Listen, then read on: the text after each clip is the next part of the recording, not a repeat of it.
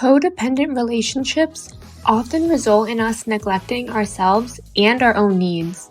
In this episode of Normalize the Conversation, we learn about moving through codependency and learning to identify and meet our own needs. Welcome to Normalize the Conversation. I'm your host, Francesca Reicherter, and today I'm joined by an attachment theory coach, Shelby Avann. Shelby, thank you so much for joining me today. Before we jump into our conversation, I really want to check in with you. How are you really? For me, I've actually been having a pretty hard time lately. I've been transitioning into my coaching, which is what we are going to talk about with my skills and stuff today. But I've been very overwhelmed with a lot of things going on for myself. So I've got transitioning out of a job that I've done for 8 years into doing this coaching thing, finding a new place to live at the same time, dealing with a breakup like about a month ago at this point, and then like some pretty heavy like therapy, repressed memory stuff coming up. So a lot of like very emotionally sensitive lately is how I honestly am. And not as low. I was actually very lonely when we met, which was, I think, one of the reasons that we did meet. Because this is very much like what I feel like the branding of your chair is all about, is how loneliness comes through. So that's exactly how I was feeling that day that we were there. That's gotten better, but it's something that I also struggle with. So that's probably the very honest truth of how I'm doing. Well, thank you for being so honest and vulnerable. And it makes sense that you're feeling that way. That's a lot. That is a lot. Just transitioning into a new role is terrifying, to say the least. It's very overwhelming as you're getting started, jumping in and finding those early clients, finding that early kind of look of the brand and how it's going to be. And just figuring out the overall makeup. I know for me, that was the most overwhelming thing in the world. It resulted in a lot of mental breakdowns and sometimes still does, because do you ever really know what you're doing? It's hard. It's overwhelming. And then a breakup is a lot to deal with, and moving. I mean, these are major life changes all happening at once. So, Yeah. I mean, I don't handle one of them happening at a time well, so I cannot imagine what you're going through. But to be showing up here today, to still be working through it, to not giving up on this coaching business, because I know how amazing you are, I know you're going to help so many people, is just amazing, to say the least. You are amazing. Thank you. So we met, what, 3 weeks ago? It wasn't that long ago. No, at the Revolution Her Summit, which was in Canada. And it was really honoring women and all these different roles we take on, and really supporting us through, body positivity, through starting a business, through finding our voice, through all these different pieces, which was amazing. But what stuck out for me the most during that conference was the first day I knew nobody. I was up at 2:45 a.m. till 9:30 when it started, crying. I was like, I'm not going, like freaking out. I was not going to know anybody. I'm in like a different country, first time leaving the country by myself, just overwhelmed. And I finally pulled myself together with 3 layers of concealer and sat down in the back corner table. And like, I was terrified. I was not going to talk to anybody. Like, my goal was just like be there and listen and then bolt. But you came and sat down next to me and you're like, can I sit here? And I was like, yeah. And I wasn't expecting like you to talk to me, but then you started talking to me and making me feel like I wasn't alone. My intention even of coming to the event was, again, I think the breakup for me had only happened like a week or two before I went to that event. And that made me feel very, very lonely. And a part of the thing, even within that relationship, I had been feeling like where am I? I need friends. I don't have friends. It's been like, I had separated myself from a lot of people like years, probably about 4 years ago, because I had some stuff going on with my family that really hurt me. And I kind of went into this protection mode of like, everyone's going to hurt me. And I don't want anyone to get close to me. And so I started doing that then. And then COVID happened, and then that was super isolating. And then kind of coming out of it and trying to be with people, and then like being able to finally be with someone for a consistent amount of time, and then breaking up with them and then losing that connection. It was like my only connection that I really had that was very significant to me. So I was feeling very, very lonely because he was the only person that I had. So I wanted to go and show up at this event where I would meet other people that were very aligned in the direction that I wanted to go with like my own business, and then other women that I really wanted to like manifest and bring into my life. And so I came into it with the intention of connecting with people. And that's been my connection pretty much probably since doing that event, is to really make more connections, make friends, find the right business people, find the right clients for me, and make these really deep intentional connections. And so in finding you, something that I've done in the past too, is I've done solo traveling. I think I told you this at the event, but like I've done solo traveling. And again, I put myself in this situation. These situations are actually very lonely. And I have to put myself out there to make friends. And so I've gotten really good at finding other people that look lonely, basically, and look like they're there by themselves. I'm like, oh, these are the easiest types of people to make friends with, because realistically, they're probably looking for the exact same thing that I am. Because if people have other friends, like they're in a friend group, then they usually feel pretty safe, and they might be accepting, but you still might feel excluded. Yeah. Because they've got their safe group over here, and you're kind of like, you're new and invited, but you're kind of like the weird one just because they don't know you.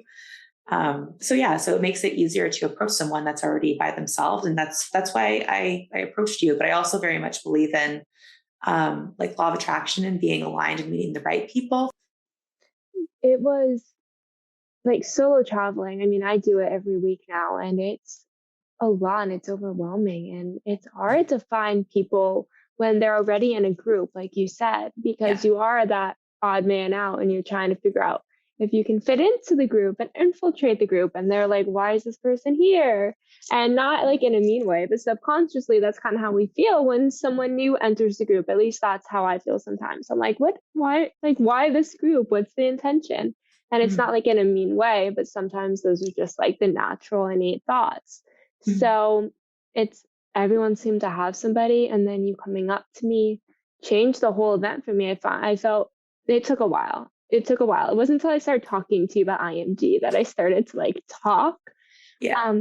But having that connection was amazing. And that event, bringing people together who were like-minded, who were giving us a chance to figure out not only who we are, but making connections toward figuring out ways to just support each other, women supporting women. There's not, for so long, at least in my life, I felt like women are pitted against each other, and we're trying to like compete over who can do it, who can't, being the top dog or whatever you want to call it. So to have an event where it was just women supporting women was really awesome. What was your favorite part of the event, by the way?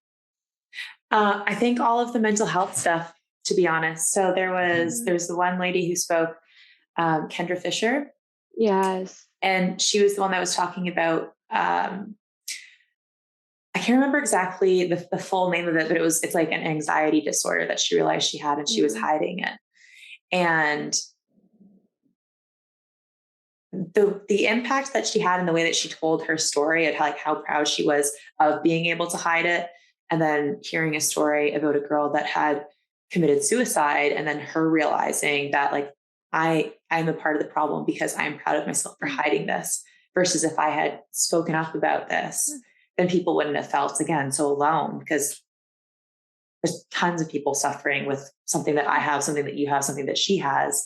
And if we spoke about it, then we could potentially save lives, which is really powerful. It is. The conversation is so undervalued. And I agree that you need to be in a space that you're comfortable mentally and physically with what's around you to have these conversations, and make sure no one should be forced to share their story in a way that they're comfortable. However, that point when we get there and we can have these conversations and we can speak up and say, I've been going through this, I am going through this, or I went through this, and this is what's been helping me, or this is where I am today, giving that hope, giving that kind of guide, just something really can save lives, like you said. I think that was one of my favorite parts as well. I know one of the things that really inspired you to go to that conference was you're transitioning into the coaching business and finding like-minded individuals, finding some kind of inspiration, support, guidance as you're transitioning through that. What inspired you to transition from you were working with horses to now coaching and supporting other people? Yeah. So going back to what I was actually saying at the beginning there, like when the things happened with my family, when they almost, like my parents almost split up, and that was really painful for my family in general. It was very painful for me. And I remember thinking to myself when it happened, there was just like a certain point where I was like, I'm just in pain all the time. And I need to feel better. And so my journey started with trying to bring like some mindfulness practices in. So this was in, I think, about 2018. So I started just doing stuff like meditation, affirmations. Then I started going to some women's events in California. Then I joined a mastermind. Then I started doing Reiki, which is energy healing. I don't think it was all in that order, but nonetheless, but I started doing all of these things. And then the thing with Reiki was like, that's one of the things that I still offer. But for me, it was something where it offers people this really great spiritual, like a spiritual healing and a connection to the things that are going wrong in their life, not going wrong in their life, but like the biggest issues that are coming up for them and emotional things that are coming up for them, and it's showing up in their body and their energy and the way that like physical hurts can be coming up. And once stuff like that happens, I can get messages that come, but it kind of just tells people more about what the problem is without actually giving anyone an answer and something to do to help them heal it, basically. And so I started doing like this personal development type school thing that was about attachment theory. And I started diving in and healing myself with that. And I found myself becoming more secure in my own attachment style. And then they offered this training. And I was like, this is literally the stuff that I need to give to people as the answer, in which Reiki is like this beautiful healing experience, but still only gives you questions and doesn't really offer the full help and the steps you need to heal. So I'm like, I want to be able to compile these two things together and be able to help people because I can see it's working for me. That one thing that I love more than anything else in this world is people taking pain and turning it into action, turning it into a purpose. Because so often pain is turned into or manifested into anger and hurt. So to take that and move forward and use it to help other people is one of the most inspiring things. So I want to thank you for being that person and showing up in that role, because you're helping other people hopefully eventually get to that point where they can do that too. But going back into your own healing, starting in the beginning, what attracted you first to starting these mindfulness practices? Um, I remember a particular time, someone that I was seeing at that point in time, we were on the verge of breaking up as well at that particular point in my life. And I remember one day saying I really needed him. And then this stuff happened. And I realized that I needed myself more. And I had no idea what that actually meant. I said it. I remember saying it out loud. And then I knew it was true. And that was that. I got rid of him. And then I just started working on my own stuff. And it just went from there. And I'm like, I'm very intuitively led. So I didn't I started realizing that as I started working on my Reiki practice, it got more and more strong, like this voice and this knowing within me. And, but yeah, at that point, I think at that point in time, I hadn't done any of that stuff, but it was just a very strong message that came through for me. And I was just like, okay, I think this is obviously what I need. I need to find relief somehow. So let's see where it goes. And I just let myself be guided wherever I needed to go, basically. And so, yeah, it led to like a 5-minute meditation practice. I'm like, this is really hard. So this is where I need to start. It's 5 minutes and be okay with that. And then just try to do that consistently. And then I would expand it. And then I met a friend that was interested in crystals. And so she told me like what crystals were about and how their healing properties and how you could be intuitively guided to the exact right crystal for you, which I thought was crazy. But it was true. Like I went to the crystal store and my eyes were attracted to a certain crystal and I read about it. And it was exactly what was going on in my life right now, exactly the things that I needed. So I'm like, there's something to this intuitive voice that's guiding me to like even these physical things or even to these events, these people, there's this different stuff. And so it took me down a road of listening to that voice more and more. I love that. First of all, when you said I needed me, like I needed myself, I went through a phase for a very long time where right around the time I was like attempting suicide, that I felt like I needed this one person to survive. Like I needed them in my life every day. I needed to be near them to stay alive because they made me feel supported and loved. But when they weren't there, when a situation arose where they weren't there in the way I expected them to be, and it was my expectations, that I was falling apart. I couldn't catch my breath. I felt like I could not breathe. And I had no idea why. That attachment and losing that attachment, losing that relationship, fearing losing that relationship is completely overwhelming. And I mean, that person is like rarely, if tiny bit in my life now. I've moved past that attachment, moved into a place where the relationship has completely changed and there's love there, of course, but it's just not the same. And that's exactly what I need and needed. Trying to find myself in the midst of that, oh my goodness, I had no idea who I was outside of this person. I had no idea who I was in general. And it was, I mean, I have so much respect and admiration for anyone who's gone through that feeling and through that pain. I mean, just the only word I have to describe that pain and that journey is wow.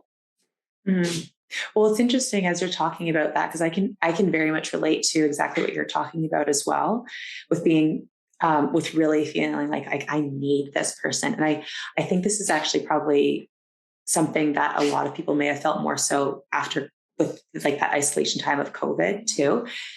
Because if we're not connected with people, it's really hard. And then all of a sudden, if we are connected with someone, and for me, it's always been like, I've noticed it in a couple romantic relationships where I'm like, I really need this person because I'm not connected with any other people. And I'm not like physically touching any other people. And I need, like, there's certain things that I really need in my life to feel comfortable. I wasn't able to meet my own needs. And that's what I think we're going to talk about later as well. But it was like recognizing that, like being, I remember another time where I was in a, like in flux in a certain relationship. And thinking to myself, like, I don't know what I'm going to, like, same thing that you were saying, basically, like, I don't know what I'm going to do if I don't have this person. And then having that thought scared the shit out of me. I was like, that's not okay. We need to, whatever this is, we need to figure out how to fix that, because that's not going to go well for us later if we don't work on that now. Yeah. Oh my goodness. Exactly. And then going into, I find it, and maybe this is why like our energy really attracted to each other. One of the first things I did was trying to go into meditation and spiritual in a different way. I was raised very Catholic, very Christian, and I looked through life during one complete lens, and switching what that lens looked like and incorporating different aspects of spirituality and the universe, and looking into meditation, looking into crystals. I mean, sound healing, doing the sound baths, I absolutely love. Building affirmations, all these different pieces and the exploration of it. And some of it worked, some of it didn't. For me, meditation, like you said, trying to do that 5-minute meditation, I was in tears every day trying to meditate because I couldn't sit in silence with myself. And now I can handle like a minute meditation and then it's over tears. But that's where I'm at in life. It's okay. But to start there and moving through that to figure out who you are, what was that process like internally? I'm still working on breaking codependency. So I really needed to utilize other people to validate who I was and to help me learn who I was, which works in some aspects, but it can be hard when your body's starting to tell you that, yes, you can be this person, but this thing that they're saying or they are doing or they want to lead you, like that part's not right for you. So that's kind of basically been my journey in figuring out myself. And then also saying, like, yes, they can see me in a certain way, but I do know myself better. Yeah. And I can feel in my body what feels right for me. And some of those things that they see aren't the same. I don't know if that really 100% makes sense. It is super clear, but that's just one of the things that I noticed myself consistently working on. It's gotten a lot better, but it's really trying to hear that inner voice inside of you without hearing like what those other voices are saying you should be. Yes, that the outside voices, for me at least, drown out the inner voices sometimes. Yeah. And it took a long time to listen to myself and hear my own voice, hear my own thoughts, recognize how dark they were because of the outside voices, and then try to reframe them into a way where I could figure out my attachment style and figure out how I was feeling toward other people and move through that codependency in a way that was healthy. Because without hearing my own voice and figuring out what I was thinking, like, how would I even begin to understand how I'm attaching myself to people, how I'm building relationships, and how to work through it? Mm-hmm. Yeah. So for you, talking about codependency, I mean, you're coaching, a lot of it reflects around attachment style. So how did you go from these codependent relationships to figuring out your attachment style and then now being able to understand it in a way that helps others? How did I learn this? Well, I think I started recognizing patterns in my relationships that became so consistent that I realized that the problem was within me, kind of thing. So as I started to look at that and notice that, I kept wanting to do like masterminds or have coaches or connect with people that could keep helping me. And I connected with this one coach who she guided me towards this like personal development school which I did the attachment theory stuff too. And she said, like, it sounds like you've got like some attachment style stuff going on. Why don't you go and take the quiz? Let me know like what attachment style you are. Go and check out some of these videos. It'll probably be helpful. And like our next coaching session, we'll talk about some stuff. And so that's kind of how I started learning about it. And then what was the other question after that? Sorry, So from being codependent to learning more about attachment style to how you got to where you are. Okay. To help others. Yeah. I didn't even realize that I was codependent. The attachment style stuff started first. And then as I started learning more and more about it, like I just kept watching these YouTube videos and learning more. And then I subscribed to like the school and started learning more from there. And then, just realized there's like so many of these crazy terms that are put out there, like codependent, parentified, a certain type of attachment style. I'm anxious and dismissive. I'm like fearful, avoidant. I've got all these like different things coming at me, and just being like, okay, I've just got like a lot of stuff to heal. But insecure attachment styles, like, usually are codependent with one another. It's just very common, and just people lose themselves within one another or completely within themselves, and then can't rely on other people. So it was just, as I keep getting distracted, I keep like going down a rabbit hole and then having to be regrounded. Tell me the last part one more time now. The last question was codependence. So how you got to where you are today to be able to now go and help people. I just kept doing the work. It's probably the short version of that. I just kept doing the work on the attachment style courses and whatnot that with that school is the gist. And then like I've had coaches and therapy for years now. So that's also helped too. But the program that I did was probably the most helpful. Having someone to guide you through it, for me, like having a therapist, having a coach, having somebody there is one of the most powerful pieces, because I can look it all up until I'm blue in the face. I can research, I can read about my textbooks, but sometimes it's just easier to have a guide, someone who may just point you in the right direction of where to begin or what to look for, recognize, or say, you know what, I'm recognizing this pattern, or I've recognized that you've strayed away from this trauma, this piece, and bringing attention, awareness to it, because when we're so close to it, it's hard sometimes to recognize. So for me, having a therapist, having a coach to guide through is single-handedly the most important part outside of doing the work myself when I leave that coaching session or therapy room.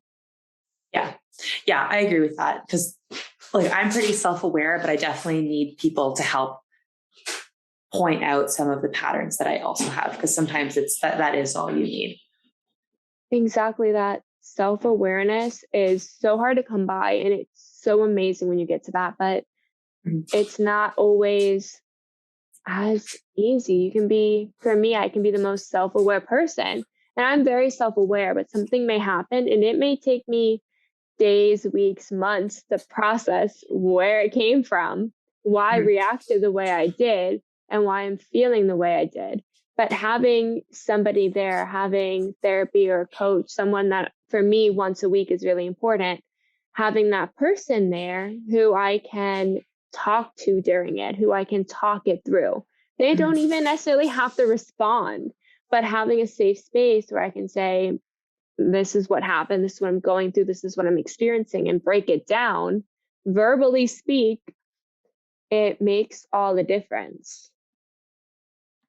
Yeah, 100%. So I guess at that point, what inspired you to go into coaching and to take on that role? The transformation that I was having is basically what it was. Like I've always enjoyed teaching. I've definitely always enjoyed teaching. But then recognizing the stuff that I was doing that was actually helping me could help others. It's just something that I was like, I want and need to share this. And it was basically as simple as that. I just was doing things that were working, and like other people need to know. You are speaking my language. That's what my work is about, spending these pieces that helped me and using it to build guides to help other people, because we can't do it alone. And it takes us doing the work and putting that work out there for other people to know that that's an option, that that's a resource, that we can work on it, that we can recognize that, hey, this relationship isn't okay, or this trauma, what I'm living with right now, is not okay. It's okay not to be okay, but it's not okay for me to stay feeling this way, because I don't have to. I can find happiness. I can find a loving relationship. I can find myself and find fulfillment and happiness within myself, and not need anything else to be like, I'm okay. Yeah. And actually, this might be a really great place for me to like go into some of the stuff that I do.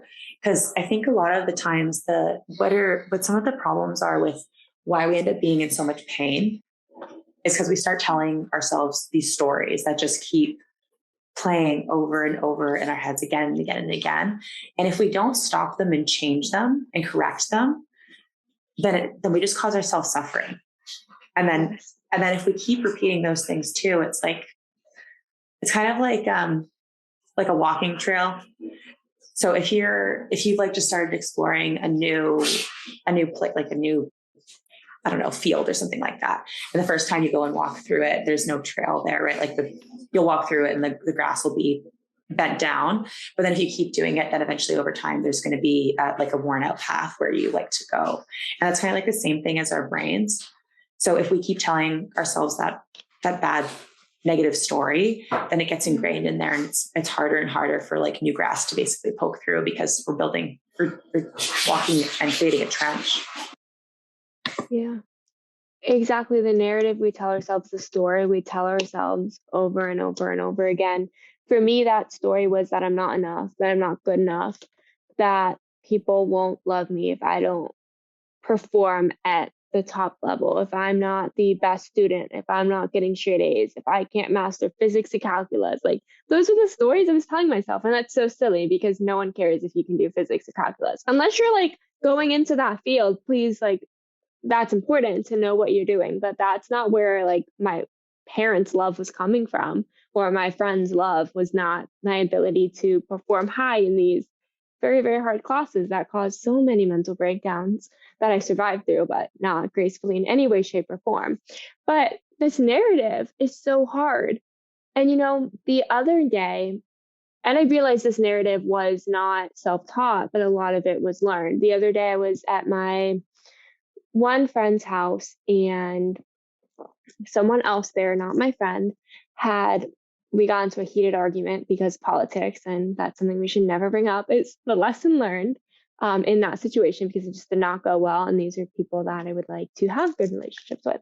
But anyways, it turned into a conversation how I'm selfish and spoiled, and like all these problems with me. And I was like, this is the narrative I told myself for so long. So this narrative came from stories other people had in their head. I am not this selfish, spoiled person. I genuinely go out of my way to help other people every single day, took the resources I have and turned it into a way to support others. But that narrative I had in my head for so long, telling me I wasn't good enough because of all these pieces, was learned from someone else.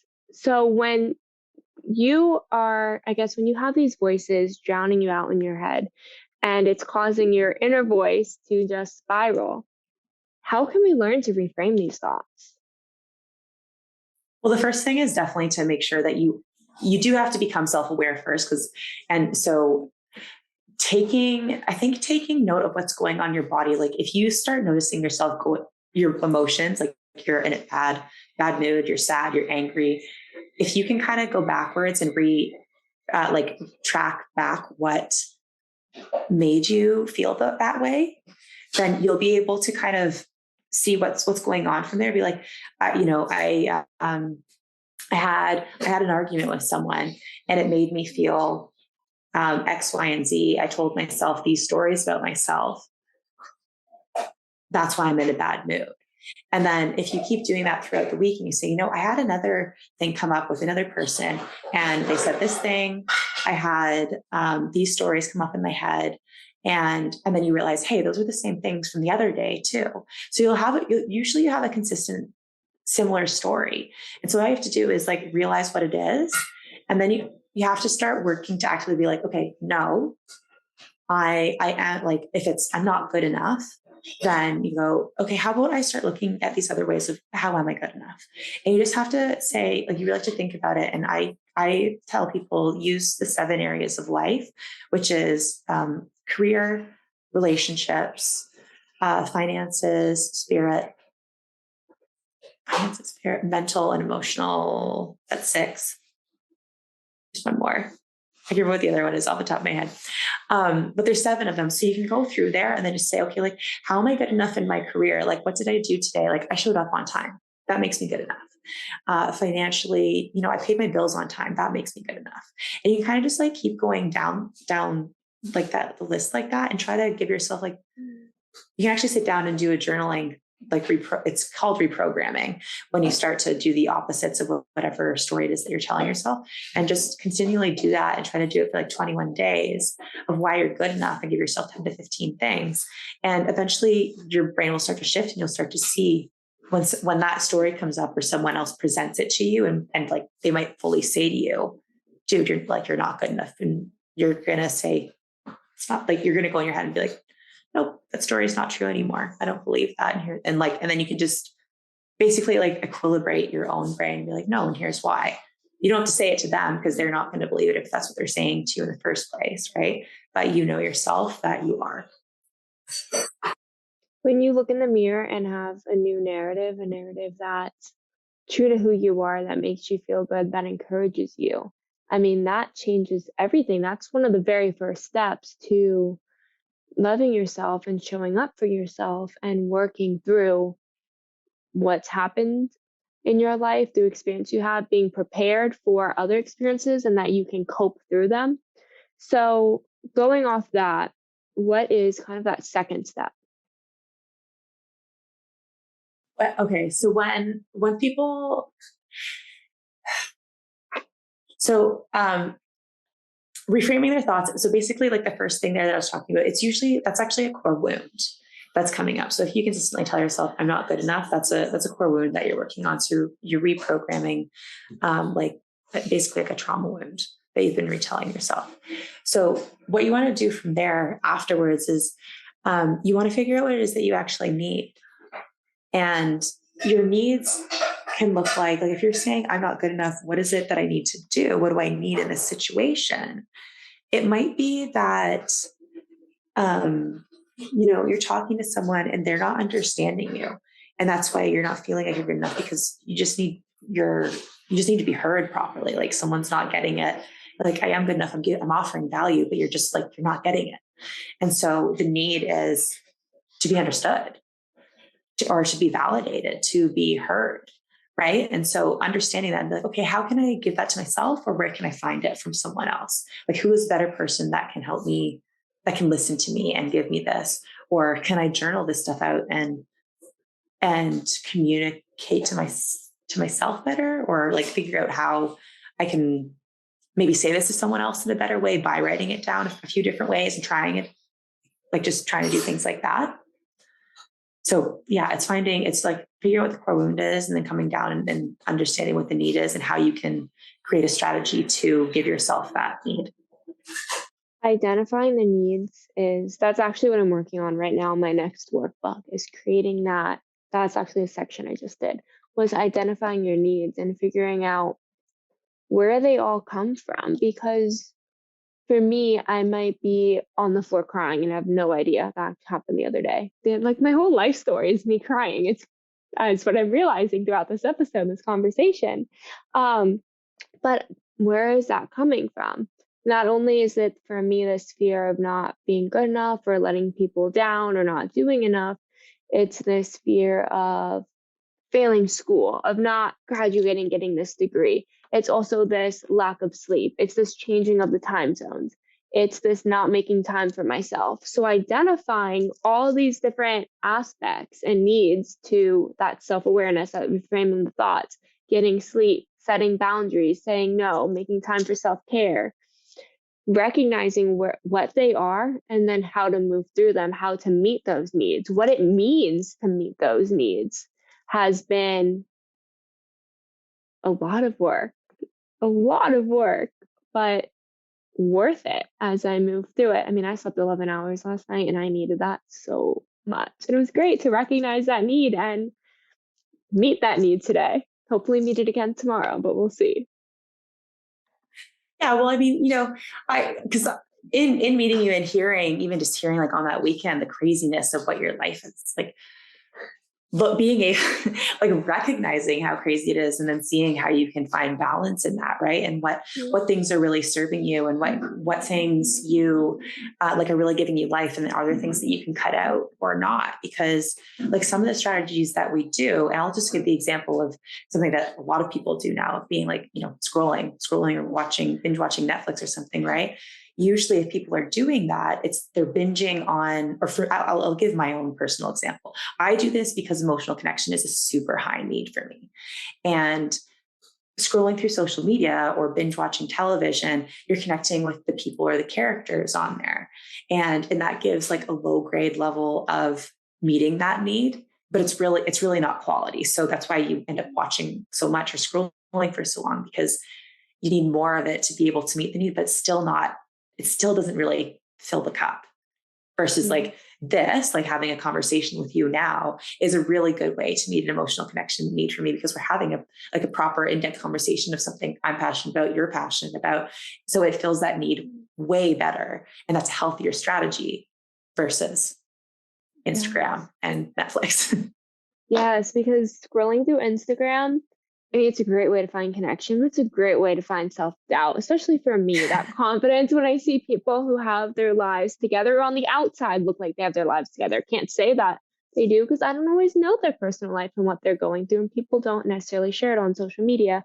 But seeing people whose body looks incredible, or who have so many followers and so many people commenting that they love them, and just all these different things that I can use to compare against myself and doubt myself, as well as like binge watching on TV. I mean, one thing I binge is Grey's Anatomy over and over and over again, and that like emotional connection to Meredith Grey. When she's going through all this trauma, I'm feeling it too, and I'm adding this extra layer of pain to myself on the daily basis, and then starting it over for 18 seasons is and I watched it too many times. I can quote most of the show, but that's a whole other issue and story. But sometimes recognizing that I need emotional connection, like you said, with people face to face, or through conversations like this on Zoom, on FaceTime, creating that space where I can talk to people and communicate, that makes me feel good, that makes me excited. Intention, that's everything. So going back to identifying these needs and then recognizing we need to meet them, what's an example of a step we can take toward meeting a need? So again, first starting off with something that you know is not working for you. So like, let me think of something else instead of the Netflix thing. What are one of my other bad habits? How about this would be another one. So like even dating apps would be another really great one. So if you're single and you're looking for, again, connection of some sort, or you don't want to, like you're avoiding being basically intimate with yourself and understanding yourself, and you don't know how to be with yourself, and you need someone else to help see you, or to tell you like who you are or something like that. And then you find yourself going onto a dating app, and then you realize you're losing yourself and you're not happy. Like to find the need, I feel like you need to start where probably like looking at your emotions again, because basically your body can tell you everything that you need to know. It's just whether or not you're paying attention to it. So you might have like pain in your body, you might have emotion in your body, and just looking at that, because usually if there's emotional pain, it's saying that something's missing. Yes, exactly. Looking at that emotional pain and making steps to move through it. For me, something I've recently have gone through, obviously, is my lack of sleep. We all know that. So at first, it was really hard because, I mean, if I'm sleeping 2 hours a night because I think I don't have time to sleep, that's a big issue. And if that's the story I'm telling myself over and over again, that I don't have time to sleep because then I'm taking away from work or from school or from studying. And if I do that, then I'm going to let people down. I'm going to fail. And then it's the whole, do you want a social life or do you want to sleep? Because I could spend that hour sleeping, or I could spend that hour hanging out with my friends, and kind of going over and over in that cycle and telling myself all the reasons I don't have time to sleep. So not only for me was it recognizing that need, but intentionally scheduling time to sleep. So whether it was giving myself, you know what, I'm going to make sure I sleep 3 hours today, or I'm going to take a 20-minute power nap, and slowly getting myself to a space where I feel, okay, I deserve to sleep. I'm seeing how it's making me feel better. I deserve it. Now, how else can I schedule time? What boundaries can I set for myself? Maybe I don't need to be studying for 10 hours straight. Maybe I do know after a couple hours, and maybe I'm second guessing myself and doubting myself too much. Maybe I don't need to be producing X amount of podcasts or X amount of books or X amount of content in one day. Maybe that's something I can spread out and stop putting unrealistic deadlines on myself, making that understanding I can do this, the intention to start doing it, and then scheduling in that time so I can set those boundaries and reframing it. For me, I mean, that was a lot that it's helpful. Yeah. See the smile? Other people can't see it right now, but this was not here a couple weeks ago, as you can attest to. Yeah, you were pretty down when we were at the event. Definitely. So it's very nice. I'm glad to hear that you got more sleep. I hope that you get more consistent sleep. I think boundaries are a great thing. That's definitely something else that I help people work on, because usually again, like going back to like codependency and needs and having those things being met and like understanding yourself, usually we are not being honest and true to our own boundaries, or we like literally don't have any, and we're just people pleasing all the time. And it's not good. It's not healthy for us.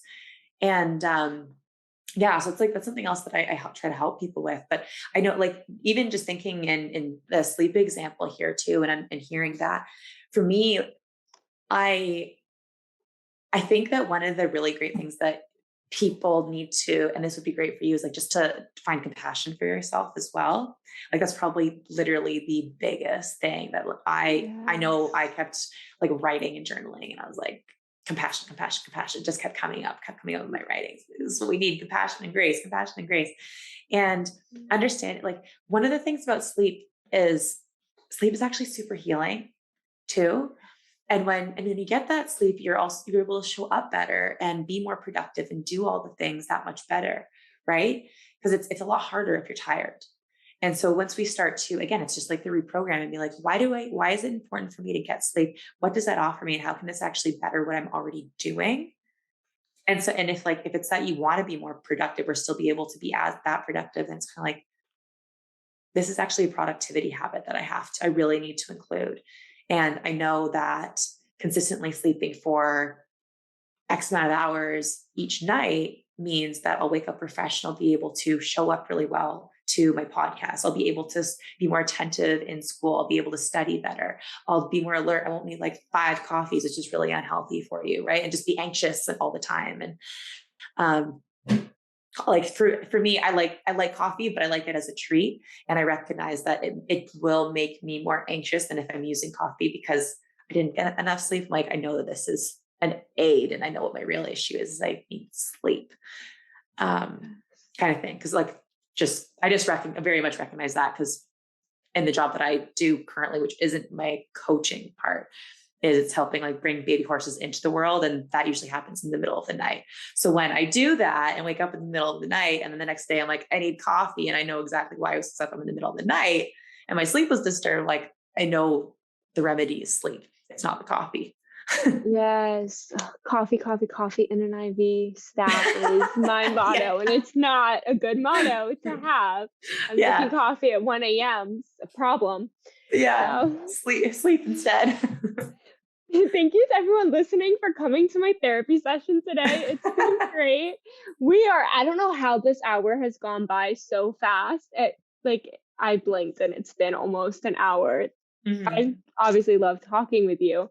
But as we're wrapping up, give us a quick pitch on why people should sign up to be coached by you. If you really feel like you recognize that you're stuck in a pattern, and in relationships with yourself, like you're really unhappy, you can't seem to find like really fulfilling relationships, or that you're really disconnected and you're feeling lonely, like both of us have felt, and a lot of people feel, then learning to understand your attachment style and to create that intimacy with yourself is something that could be really important, and it can really help you. And I can help you do that. And like the connect, if we're feeling lonely too, having that one-on-one coaching connection is a really great way of finding connection with the person. Right. So if it's something that you're looking for, then contact me. We can talk about it and we can see if it's a better fit for you, or if we're a good fit for each other, kind of thing. Shelby, you are amazing. The work you're doing is, I need a bigger vocabulary. I keep saying amazing. It's okay. I get stuck on like certain words when I have podcasts before too, and I would do the exact same thing. Like, same word. Like it's just in there now. This is what it is. It's a good word though. It is. I need to just go on a thesaurus, I can't even speak, and find a word for amazing. but that is what you are. Having this conversation with you has helped me. It's been a therapy session, so I appreciate that, or coaching session. And let's end this on a super positive, encouraging, inspiring note. In one sentence, what is something you would like to tell people? Leave them with a note of encouragement. You are capable of healing yourself. Thank you so much for listening to Normalize the Conversation. Don't forget to subscribe, rate, and review. This podcast is an initiative of Inspiring My Generation, focusing on normalizing the conversation, bringing education and awareness to the forefront, and amplifying global voices to spark change and hope. Inspiring My Generation is a 501c3 nonprofit organization on a mission towards suicide prevention through awareness, conversation, education, and support. Connect with us on Instagram at Inspiring My Generation and visit our website inspiringmygeneration.org to learn more about our work and how you can make a difference.